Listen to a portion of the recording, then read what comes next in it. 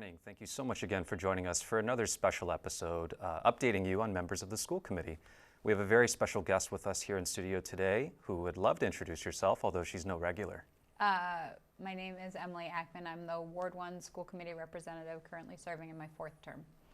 A student. It was really wonderful. And she's just a local educator already. Yeah, Glenda Soto is the principal at the Argenziano School. She has been here a long time and, has helped a lot of students, but, was highlighted for supporting this student who had a lot of struggles, and she went above and beyond. And it was a nice way to start the day. I can already tell this is a nice way to start the interview because you're already passing the light onto somebody else, but we're going to put it right back on you. But that says a lot about you, just to talk about other educators you care about in the school committee, or in the system rather. So I think we want to start really getting to know you. We want to talk about what inspired you to run for office and maybe the journey and the feeling you were getting while running for office.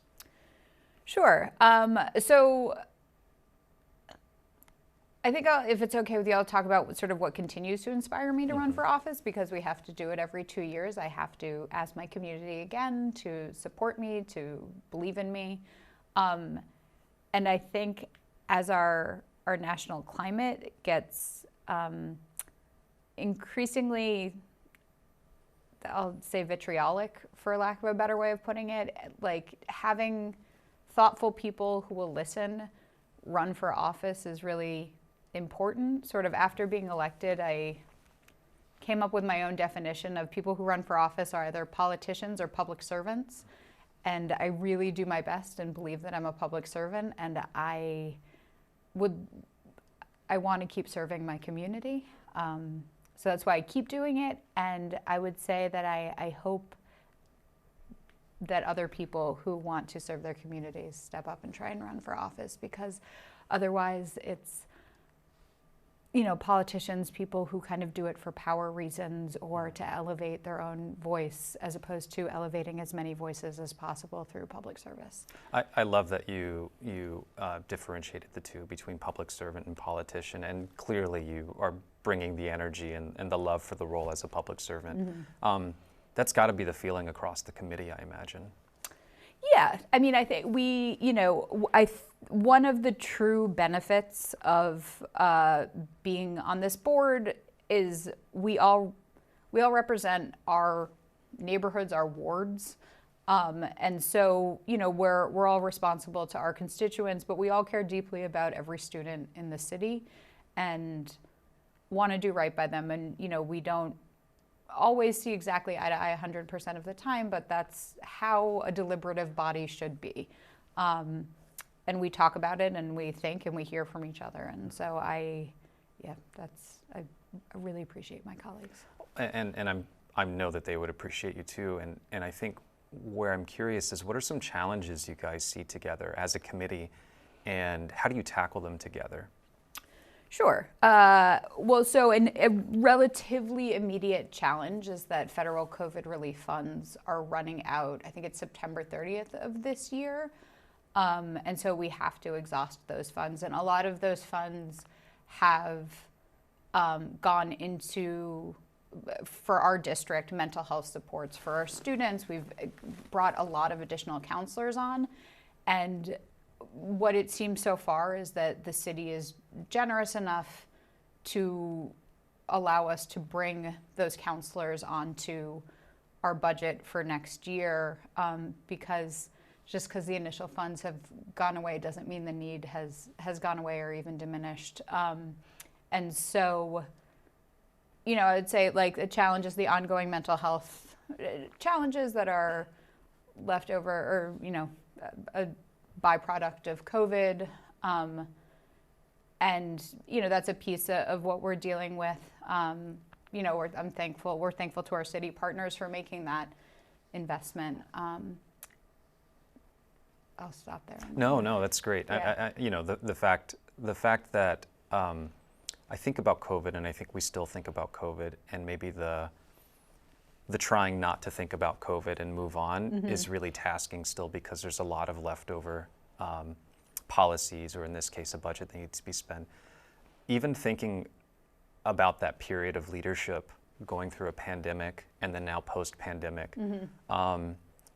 Yeah, I mean, is it hard not to think about the effects of COVID still and just try to think about how do we change from them? Or do you still feel that lingering sort of presence of COVID and change is still in place from it?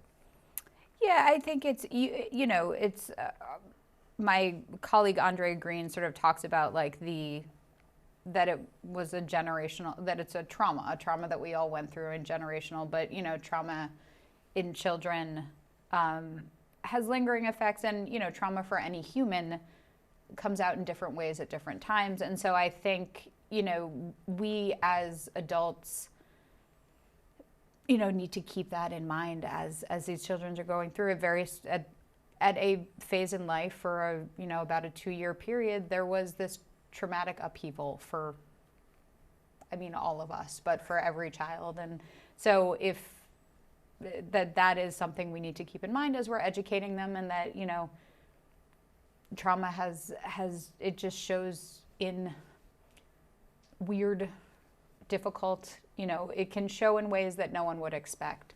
But that's why it's so beneficial to have mental health counselors, because they're the professionals, right? They can help. And so if something, comes up that a teacher wouldn't expect, that, hopefully that support is there to help the student, to help the educator. So that's, yes, in short, I do think it is very much here. And it's something that we have to keep in the back of our minds for a very long time. Right. And we could probably dedicate the rest of this conversation to COVID topics if we want, but I think we still want to learn more about you. And so I'll direct questions back to you. Sure. Can you talk to me about some goals you're excited for this year? As I mentioned, like ideally keeping all our, keeping whatever the COVID budget was, or the budget from, we called it ESSER, the federal COVID relief funds. That's a goal. Certainly keeping, we have been, the district has been working on the curricula, on sort of improving, diversifying curricula. We've been working a lot on, second step is social emotional learning. We've brought in a social emotional learning curriculum. There's a lot that has been brought in and has been piloted and sort of approved, and we're looking to make sure that it gets diffused successfully through staff. And so I'm excited for that. I don't know if that's, for this year, or we'll, really start to hit the ground running in the next academic year. But those improvements and making sure that staff are well trained, that there's buy-in, that they sort of understand what expectations are, that is what is exciting to me. And do you feel like you have these connecting points where you and staff are in these conversations talking about real feedback? And do you feel like those relationships are very well present for the school committee members? That's a great question. I think each school committee member talks to staff that they know. We all make efforts. We want to be clear, like they have a union, the union represents them. And so we want to be cognizant of that. But I think for us, we all have relationships. I've been in this city now for 12 years. I have friends who have started working for the district. And, so we all have relationships. And I think that each of us, is open to hearing feedback. We listen when people try and talk to us, and we certainly solicit opinions when they're available to us. That's, and we're always happy to listen. That's great. That's great. And I think it's special when you have, almost for yourself, and so does every committee member, this network that they can sort of trust and listen to and have that feedback cycle. It sounds like you have that for yourself as well. Definitely. Yes, I do. And I appreciate it. And I admire that my colleagues that we all have varying networks and that we can sort of hopefully hear what most of the district thinks because of it. And you're still people at the end of the day. Yes. So yeah, just talking and listening is just part of everyone's routine and rituals, you might say. Exactly. Yeah. Well, we have some interesting points I'd like to discuss with you. Sure. For one, this is certainly not your first time appearing with a school committee update, introducing yourself. You've been doing that for some time. This is my first in-person one, though. First in-person. Because I did it virtually in COVID a couple times, but yeah. So this part is new.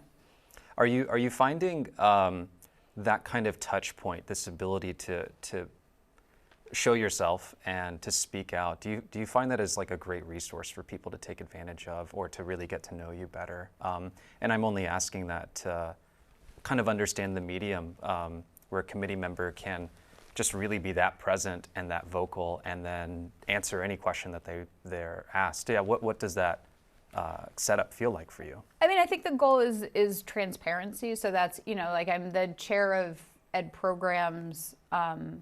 Initially, those meetings were in what do we call around the horseshoe, where a school committee meets and where city council meets, and they weren't recorded. And it was open door, like people could come in, but you had to be able to be present in order to see it.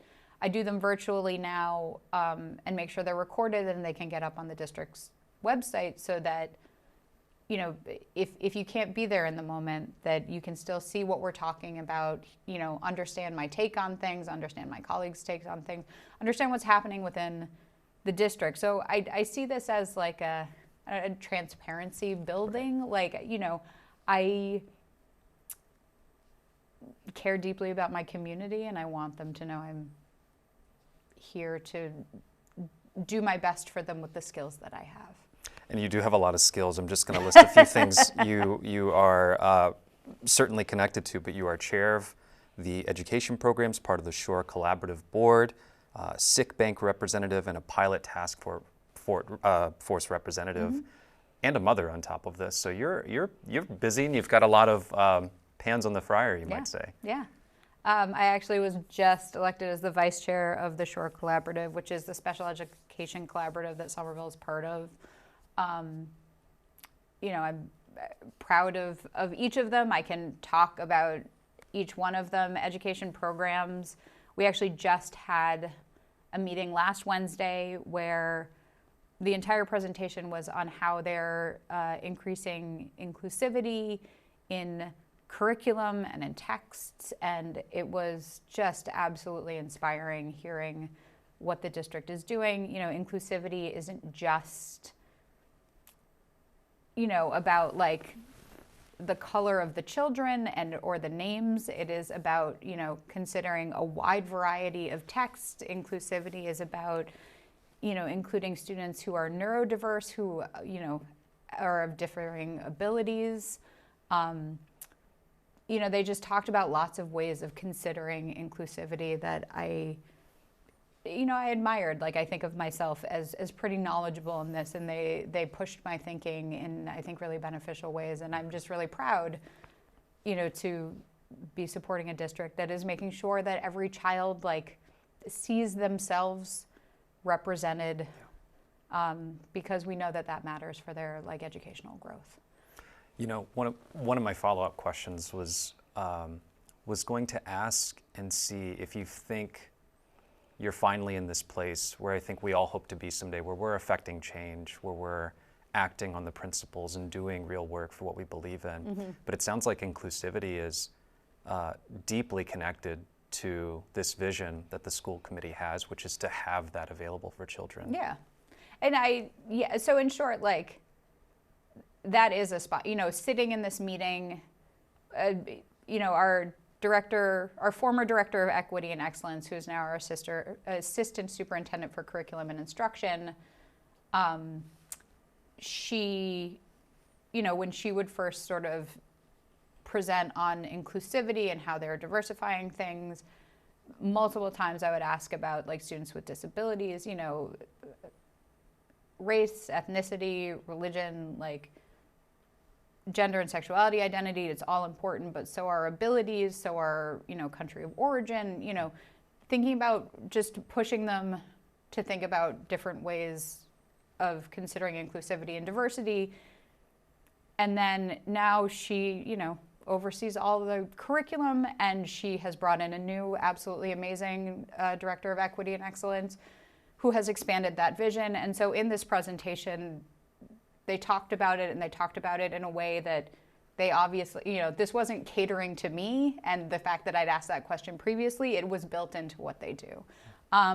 So that, I'm proud that's what our district is doing, and that, I think it's important for all kids to see lots of experiences and learn that way.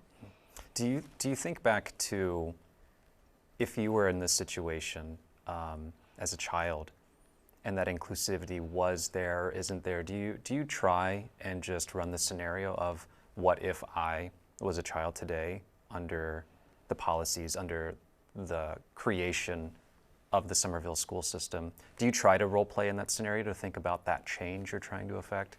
I do it slightly differently. I think about my own children and their peers, and sort of the other kids. My kids are in second grade right now, so I would say that pre-K to 5 lens, we need to be doing better by our middle school students. We need to do right by our high school students. But that's, when you talk about that personal, how I zoom in, that's the lens I think of. Also because those impacts in early childhood are, they're elemental. That's when you learn that stuff early, when that's part of what gets integrated into your curriculum early on, it feels normal for you. And I think it's hugely important to have as much diversity as possible, feel as normal as possible, as early as possible. Does that make sense? That's very well said, yeah. Yeah, and you said a touch point is connecting with your children, trying to see the lens through their eyes. Mm-hmm. Yeah, do they give you that sort of chance at feedback and connect with you if you have questions for them? Yeah. Yeah. Yes, my kids are very open. I would call them stuff that is native to them that isn't to me is really wonderful. I will say, given my age and life experience, my ability to be cognizant of gender pronouns is not as strong as theirs. And so, if I think we needed someone to come install a dishwasher, and I said he, and my daughter was like, well, did you ask? Did you ask if that person is a he? And I said, no, I assumed based on their name. And she was like, but you didn't ask. And and that's a good point. I should ask everyone. And I should have, when I introduced myself, said my pronouns are she, her. That's that's an area of growth for me that I'm really working on, that is just innate to them. And she proved it right then and there. Yes, yeah. And so, both my kids do things like that, and, help me be thoughtful in that way. And to me, that's just, they're 2 out of the thousands of kids we support, but I've seen firsthand in classrooms, I know from the reports we get from educators, and that it's happening across the city, and it's something I'm really proud of.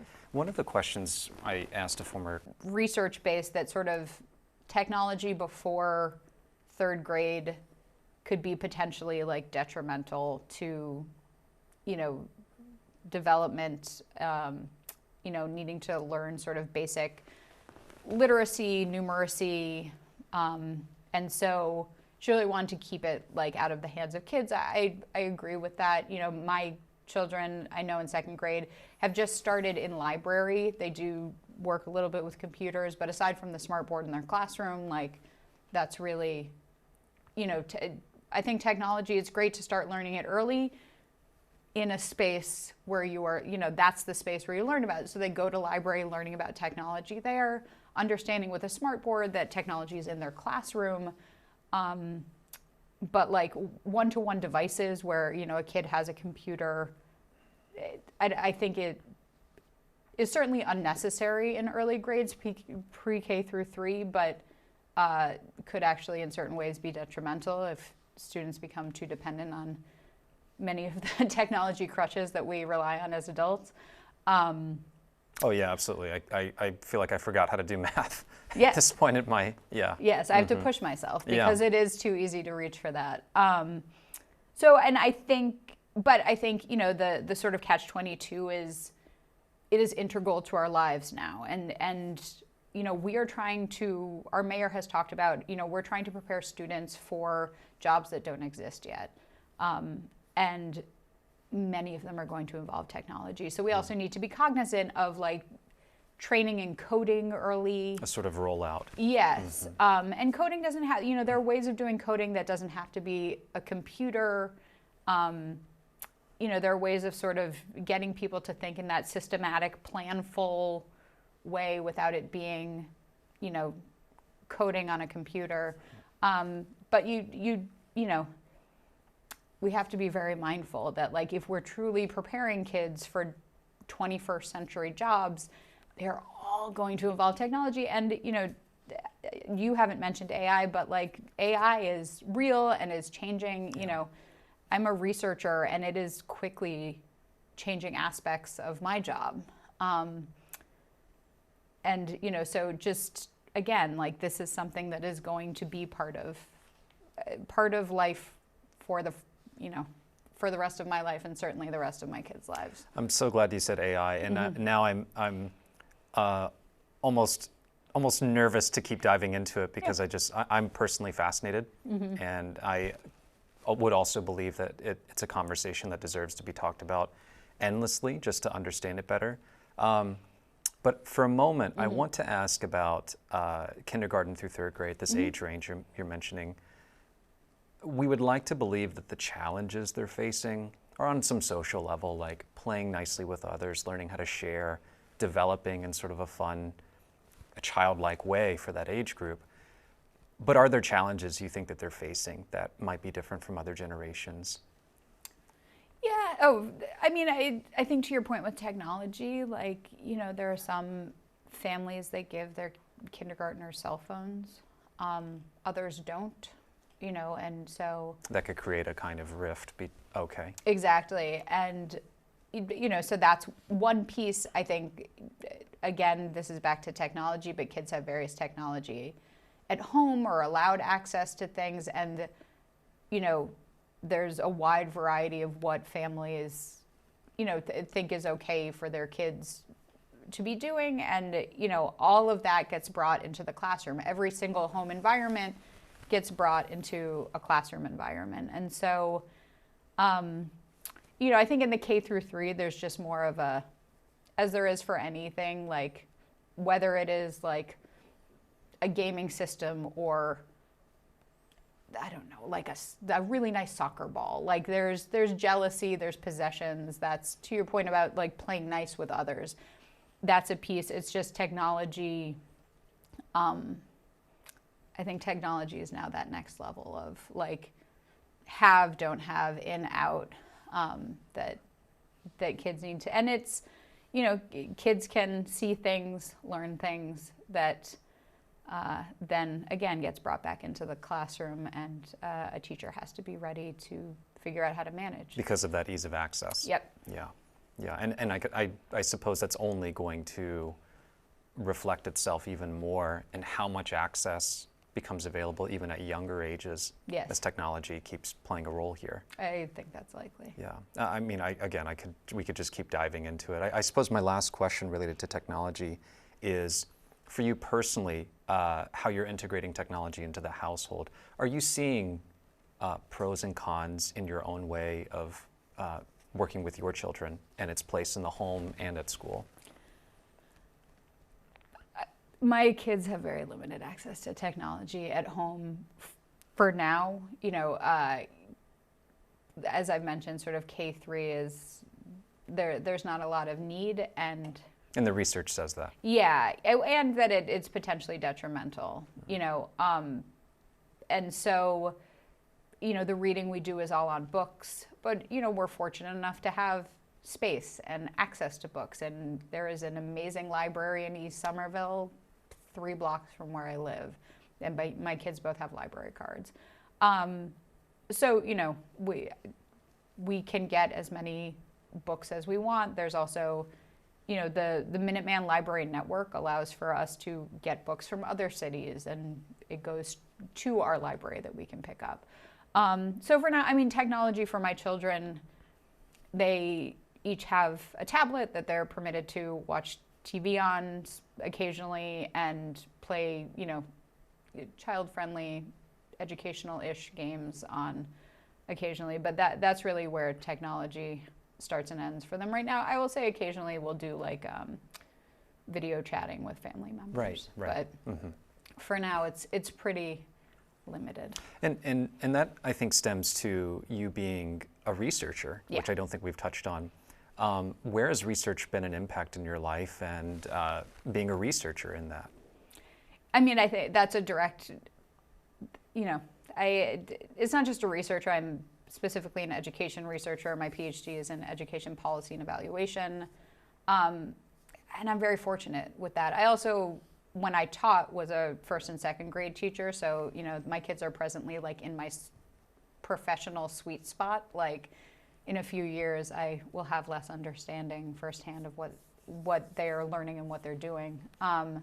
So, I have a wealth of experience to draw from and knowledge. When it goes to my school committee role, because what I work on professionally is research and policy, I can sort of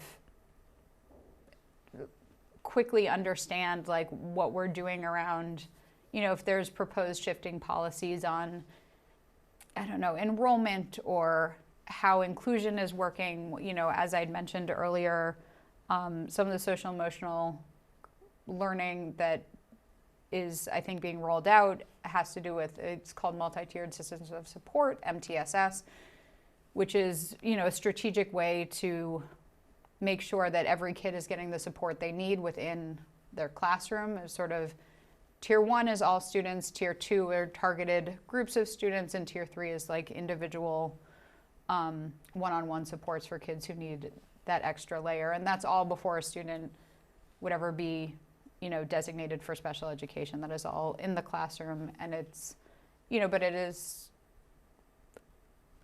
the training to do it well. And so, I feel like I've lost my thread there. I apologize. I feel like Sorry, every thread's been available to you. Yes, in short, like I am fortunate professionally to know a lot about what's happening, and it allows me to understand what the district is doing and hopefully support them, knowledgeably. And we certainly look forward to many new and exciting opportunities to discuss with you. We're going to have to transition, but for your time here today, we are so appreciative for all of the topics you're able to cover with us, your impact in the school committee, and all the things you're looking to change. So thank you very much for being here today. Thanks, Tony. I'm your host, Tony Martinez. Thank you again for joining us for this special episode. We'll see you next time. Take care. And this is the part.